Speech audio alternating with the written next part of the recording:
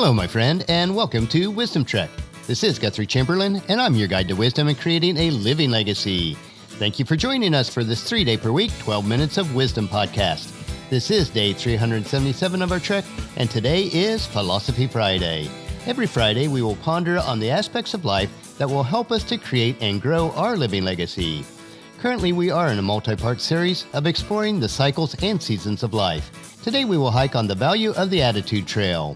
We are broadcasting from our studios at the Big House in Marietta, Ohio. By this weekend, I should have all the upstairs woodwork, floors, and front stairways coated with polyurethane. This has been quite a feat, with a total of 11 doorways upstairs. Even after living here nearly 30 years, I had not thought about the number of doorways. With applying polyurethane to that many doors and trim, it became painfully obvious that there were a lot. They do look nice though, and the time invested will bring pleasure to many for generations to come. We do consider the Big House our passion project for the extended family and part of our living legacy. This weekend and the first part of next week, I should be able to finish up the back stairways and the downstairs hallway and foyer. There is much to complete before July 1st when the Chamberlain reunion starts.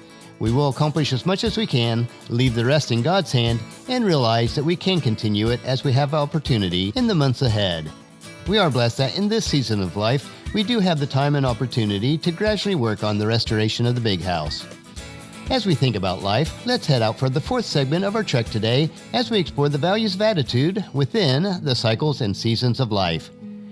Regardless of your own religious or intellectual inclination, it is difficult to believe that humans somehow came about by random chance and circumstances. For all of us, what we believe about the origin of life, and particularly humans, is based purely on faith. Scientific proof requires observation and testing. No one is alive to verify what really happened in the ages past. Recorded human history is only from the past few thousand years. For me, it is more logical to have faith in a divine creator opposed to random chance and circumstances. I am personally convinced that the entire universe, including the earth and everything living on it, were created by God. Humans are a special creation since we are created in God's image as described in Genesis chapter 1 verses 26 and 27. Then God said, "Let us make human beings in our image, to be like us. They will reign over the fish of the sea and the birds of the sky, the livestock and all the wild animals on the earth, and the small animals that scurry along the ground." So God created human beings in His own image. In the image of God He created them. Male and female He created them. Based on this belief, you were created to grow in wisdom, knowledge, and understanding of God and His precepts.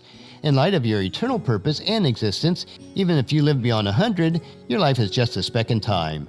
As it says in James chapter 4, verse 14, "How do you know what your life will be like tomorrow? Your life is like the morning fog. It's here for a little while, then it's gone."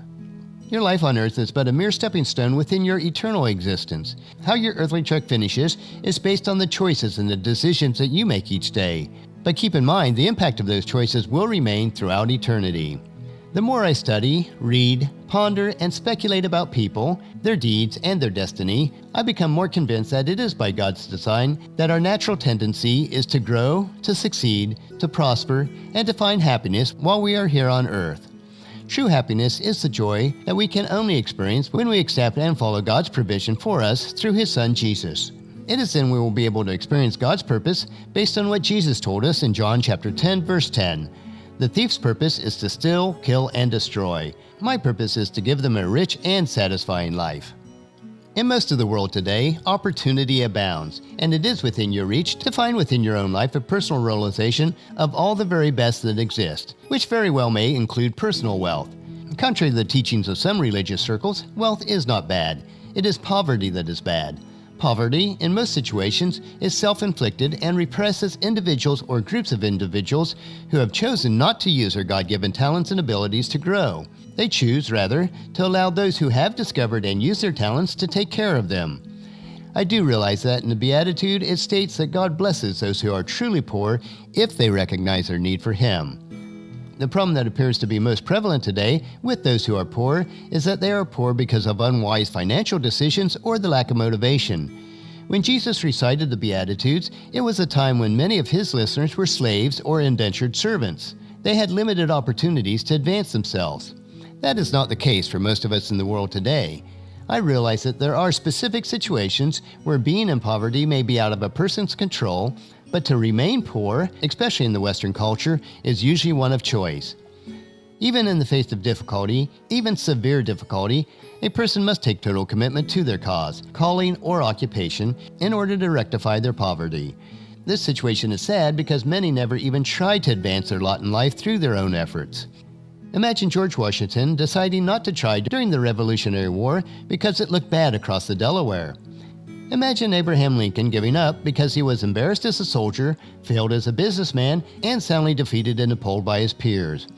Imagine George Washington Carver, born into slavery, if he had remained a slave in his mind, instead of becoming one of the foremost crop researchers and scientists of all time. Imagine John Kennedy deciding not to go to the moon, to make America first, both in our own eyes and in the eyes of the rest of the world. I could go on with hundreds of people who have overcome severe difficulties and went on to make a huge impact on the world.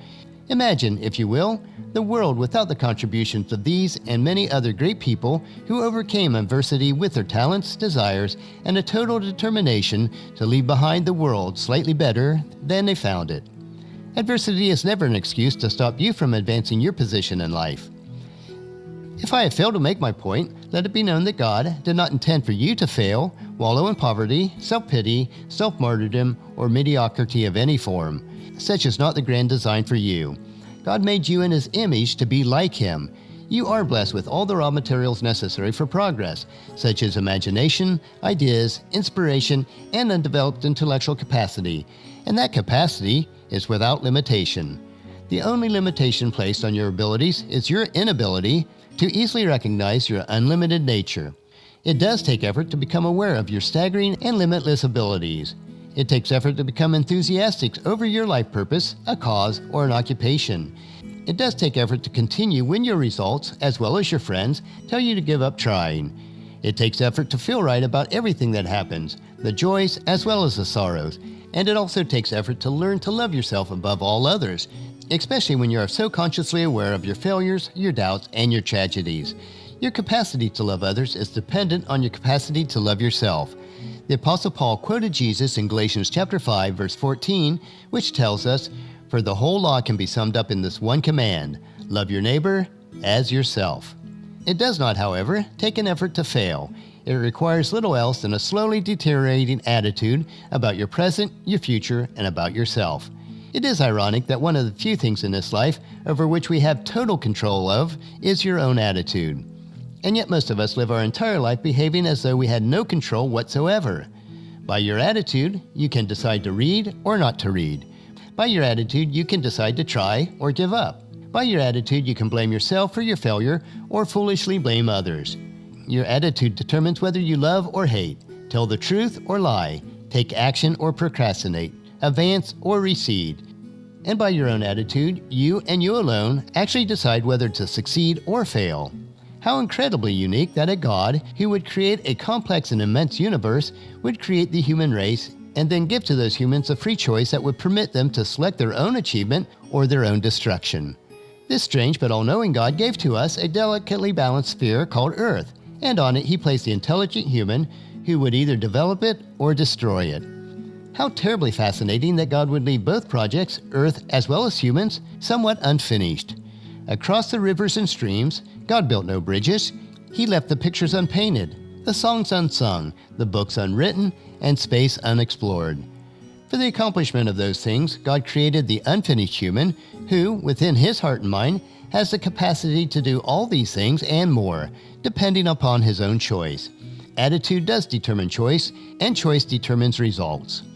All that we are and all that we become, for the most part, has indeed been left to us. At this very moment in time, as you listen to or read these words, your attitude has determined what you are. Your enthusiasms, intensity, faith in yourself, patient with yourself and others, and childish excitement about the boundless future is the result of a single word: attitude. On the seventh day of creation, the work of God is finished. He rested from all of His creative work. The work of creating your better future has just begun. For as long as you continue to draw breath, you have the chance to finish that work, and in doing so, complete the work in and for the earth and for yourself that God has left you to accomplish. In the cycles and seasons of life, attitude is everything. We have come to the end of the Value of the Attitude Trail on today's trek. we have much to consider and ponder about what we covered today. On our next Philosophy Friday, we will hike the trail of the constant, predictable pattern of change as we continue our trek to explore the cycles and seasons of life.